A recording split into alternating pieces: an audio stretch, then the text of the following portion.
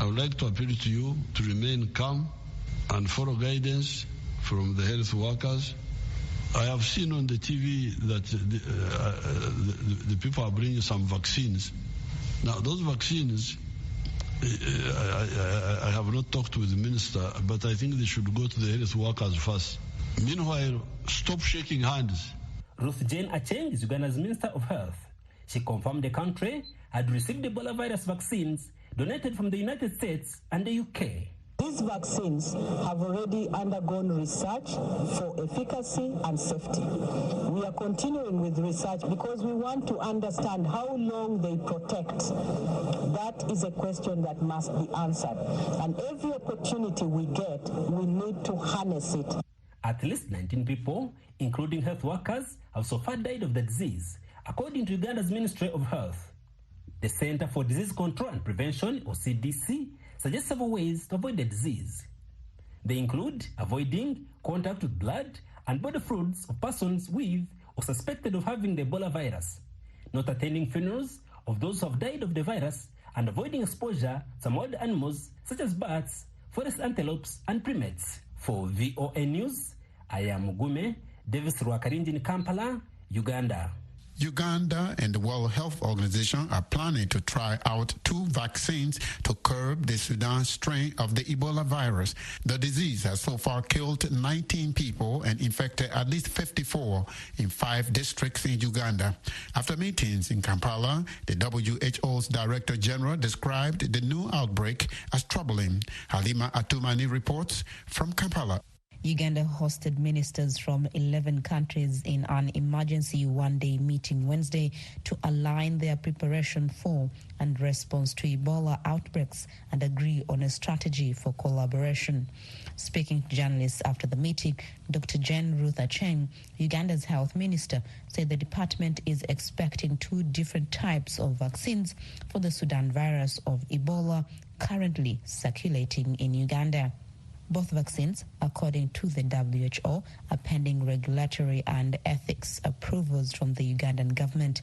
Acheng says the vaccines, which are expected to arrive in the country next week, are in clinical trials. One Oxford, manufactured in the United Kingdom, and the other Sabin, manufactured in the United States of America. We are getting small doses, but the manufacturers are quickly manufacturing more. Uganda reported the Ebola outbreak on September 20th. The epicenter is the Mubende district west of Kampala, with 1 death reported in Kampala itself. WHO Director General Tedros Adhanom Ghebreyesus said that although the outbreak is troubling, it is not unexpected. Tedros says the primary focus now is to rapidly contain the outbreak to protect neighboring districts as well as neighboring countries. The WHO urged Uganda's neighbors to increase their readiness to respond rapidly and efficiently if needed. Dr. Ahmed Ogwel Ouma, the Acting Director General for the Africa Centers for Disease Control and Prevention, says African countries need to change the way they do things in times of outbreaks.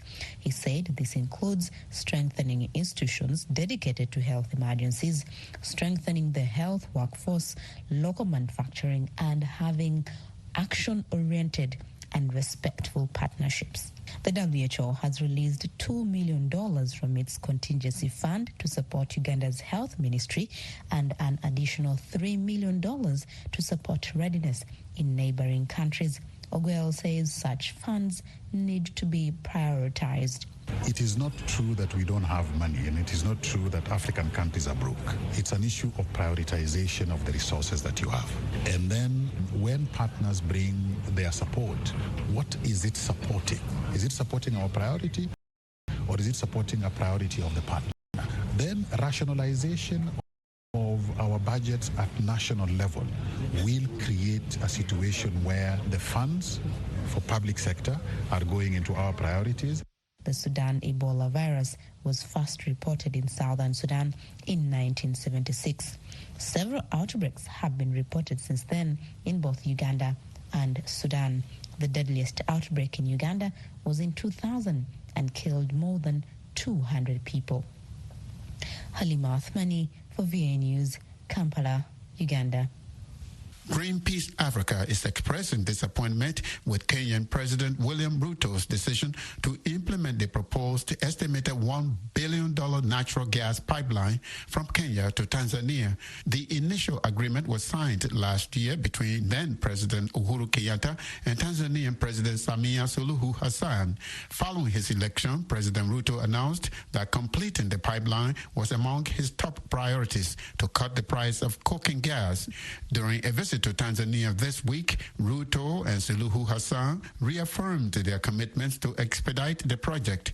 Greenpeace Africa campaigner Claire Nasike tells me her organization is dismayed by President Ruto's decision to abandon his support for renewable energy in favor of fossil fuel. She says the pipeline will put the livelihoods of millions of people at risk. President Ruto, when he was being sworn in, he actually reaffirmed Kenya's commitment to transition to 100% clean energy by 2020.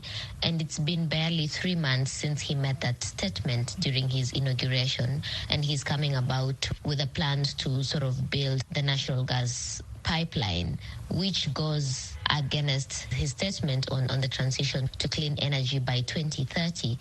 And when we look at Kenya's energy generation, about 89% of the electricity used in Kenya is generated from renewable energy sources. I'm sure Greenpeace Africa is aware of Russia's war on Ukraine and the effect that it has had on the global energy supply. President Ruto is now president of Kenya. Is it not reasonable to conclude that the pipeline is intended to meet the energy needs of his country? Kenya is actually home to one of the largest wind power farms in Africa. That is the Lake Turkana wind farm that has the capacity to generate about 310 megawatts, which are able to power about 1 million homes.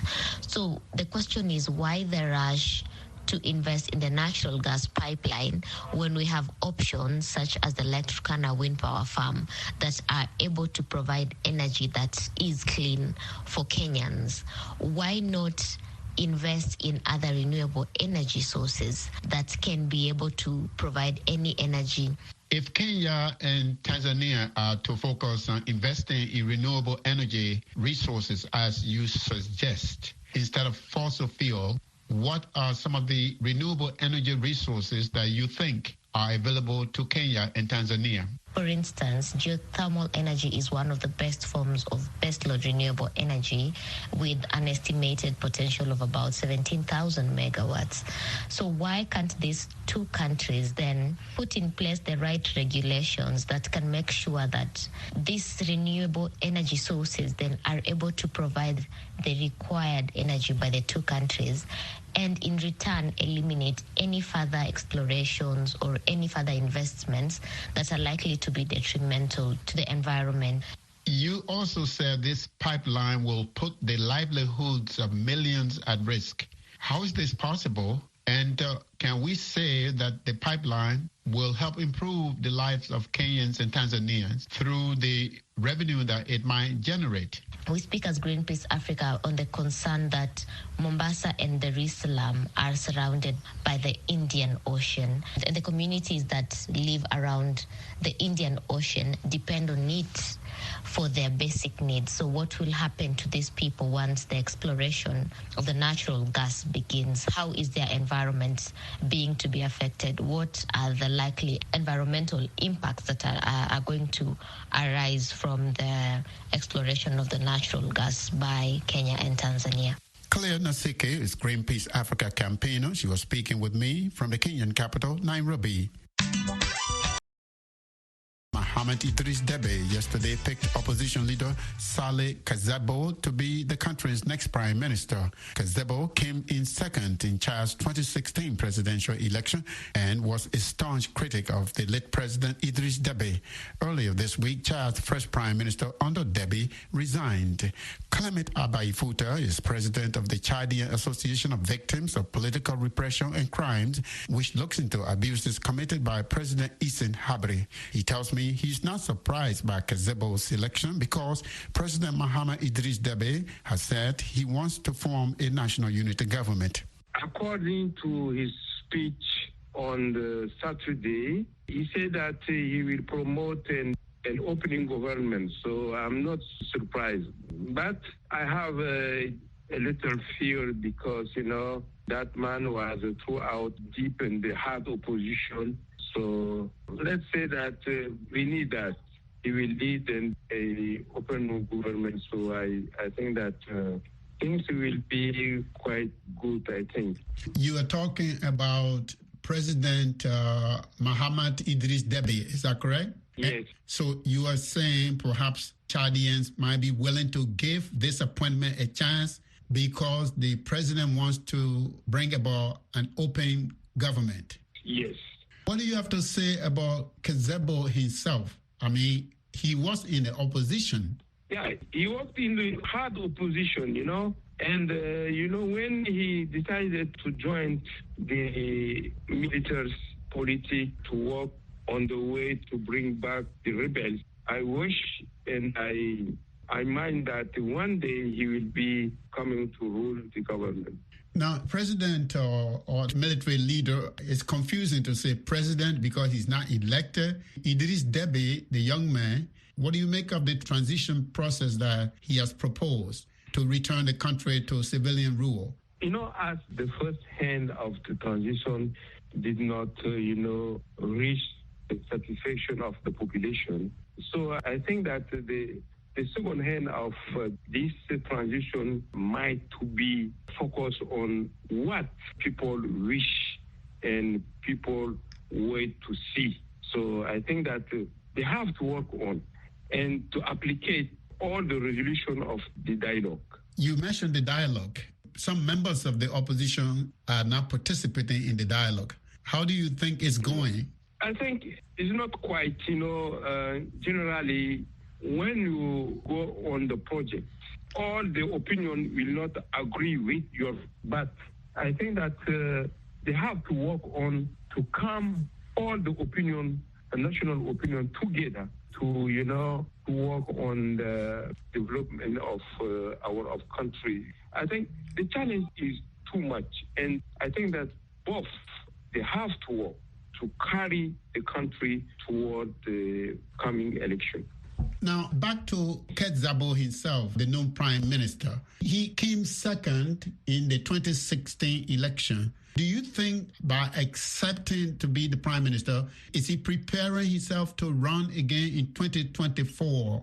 I cannot doubt on because as the chart say that the candidate of election is open. It's not like they said first that within 18 years they will carry out of the civil government. Now, they didn't do that. Kizebo himself, maybe he come to, agree with Mohammad Kaka to facilitate or to prepare his one coming election. Clement Abaifuta is president of the Chadian Association of Victims of Political Repression and Crimes. He was speaking with us from the Chadian capital, N'Djamena. Nigerian officials say at least 500 people have been killed and 1.4 million displaced in the worst flooding in a decade. Officials say floods have affected nearly all of Nigeria's states. Recorded in the West African nation since 2012. Authorities say heavier than normal rainfall and the release of water from a dam in Cameroon are to blame and have promised to help communities cope with the impact. Issa Garba heads a community of farmers and fishers in Agabroko in central Kogi State. He said the floods wreaked havoc on his people. He says, I know the figure is small, but if you ask me, we're more than 700 here. Our village was completely submerged. We lost farms of rice, corn, everything, even animals. About 20 people died. They were mostly kids. Thousands of people from Garba's area and neighboring villages are taking refuge on dry land several kilometers away from their homes. But there's limited access to basic amenities there, and the government's aid has yet to reach them. Sani Guazo said authorities have approved emergency action to mitigate the impact of the flood nationwide. He said a national emergency response plan will take into account other communities not directly hit by flooding. 38-year-old Fatima Adamu, who lost her livestock, is among those who say they need help. She says, while we were trying to escape with our animals, many of them died in the process. I personally lost 15 goats. The remaining ones are even falling sick from the pressure of the whole thing, as you can see. The National Emergency Management Agency says that so far, it has reached some 300,000 people. Meanwhile, Nigerian weather forecasters have warned that more flooding could be in store. Timothy Obizu for VOA News, Kogi State, Nigeria. In the Eastern Democratic Republic of Congo, families of Rwandan refugees living in Goma are demanding justice for their loved ones. They say there are many refugees in Muzenze, the city's central prison, who have no access to legal representation. Reporter Zaneb Neti Zaide has details. Some are thrown in jail and have no one to plead their case. Their families say they cannot visit them either because of the lack of means or because of financial hassles imposed on them by the police at the prison gates. Uwase Jean is a Rwandan refugee whose brother-in-law has been in Goma prison for more than 6 months. She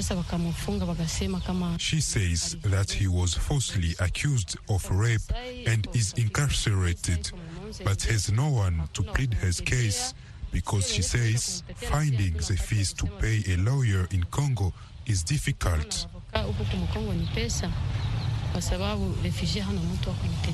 Jackson Kulioshi Musikane is a member of Kojeski, a civil society organization that works to defend the rights of refugees.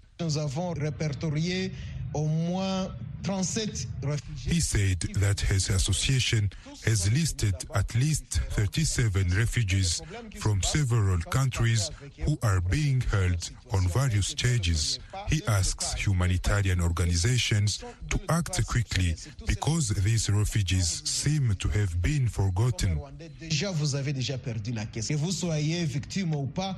Lawyer Iragi Mpunga says the situation facing refugees in the Democratic Republic of Congo is a breach of national and international law. Il y a une convention spéciale, la convention 1951 sur les réfugiés. He says that there is a special agreement between nations, the Convention of 1951 on refugees, which guarantees them the same rights as citizens when they are already on the territory of the states which welcomed them.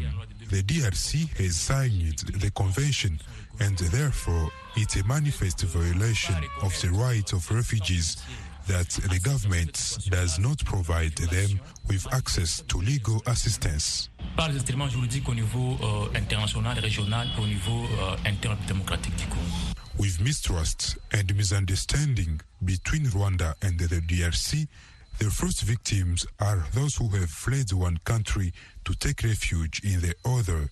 This is a case of Rwandan refugees living in the DRC who are often wrongly accused of being behind the insecurity in the country. I'm Zanem Netizaidi in Goma for VOA News. And that's it for this Thursday, October 13th.